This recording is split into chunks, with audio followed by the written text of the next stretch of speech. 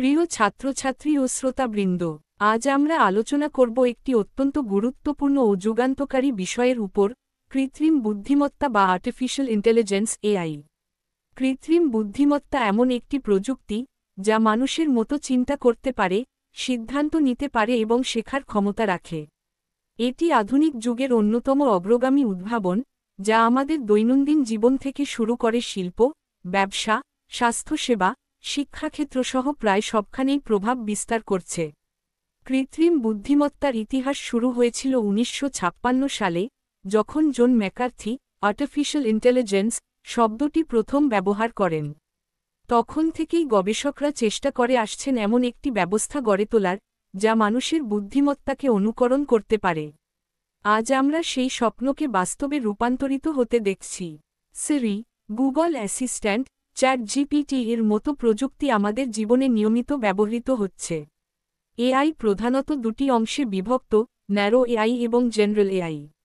Narrow AI এমন একটি কৃত্রিম বুদ্ধিমত্তা, যা একটি নির্দিষ্ট কাজ করতে পারে, যেমন ছবি চিনতে পারা, ভাষা অনুবাদ করা বা গাড়ি চালানো। জেনারেল এআই এখনও গবেষণার পর্যায়ে রয়েছে এবং এটি এমন এক ধরনের বুদ্ধিমত্তা, যা মানুষের মতো যে কোনো সমস্যা সমাধান করতে পারবে। এআই ব্যবহৃত হচ্ছে বহু ক্ষেত্রে। স্বাস্থ্যসেবায় এটি রোগ নির্ণয় সহায়তা করছে, কৃষিতে ফসলের উৎপাদন বাড়াতে সাহায্য করছে, ব্যবসায় গ্রাহকদের চাহিদা বিশ্লেষণ করছে, এবং শিক্ষাক্ষেত্রে ব্যক্তিকৃত শিক্ষাদানকে সম্ভব করে তুলছে। এআই এর সাহায্যে রোবট তৈরি হচ্ছে, যারা ঝুঁকিপূর্ণ কাজ করছে, যেমন দুর্যোগপূর্ণ এলাকায় উদ্ধার কাজ। তবে এআই এর কিছু চ্যালেঞ্জও রয়েছে। একটি বড় প্রশ্ন হল, এআই কি মানুষের কাজ কেড়ে নেবে?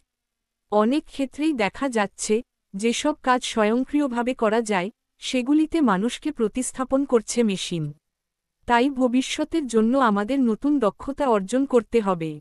আরেকটি গুরুত্বপূর্ণ বিষয় হল এআই এর নৈতিক ব্যবহার। যদি ভুলভাবে ব্যবহার করা হয়, তবে এটি বিপদ ডেকে আনতে পারে। তাই আমাদের উচিত এআই ব্যবহারের আগে সঠিক নীতিমালা তৈরি করা এবং সেটিকে মেনে চলা। শেষ কথা হল, কৃত্রিম বুদ্ধিমত্তা আমাদের জীবনে অসাধারণ পরিবর্তন আনতে পারে। এটি আমাদের কাজকে সহজ ও কার্যকর করে তুলছে, তবে এর সাথে সাথে আমাদের দায়িত্বও বাড়ছে, যাতে আমরা এটিকে সঠিকভাবে, ন্যায্যভাবে ও মানবিকভাবে ব্যবহার করি। ধন্যবাদ সবাইকে।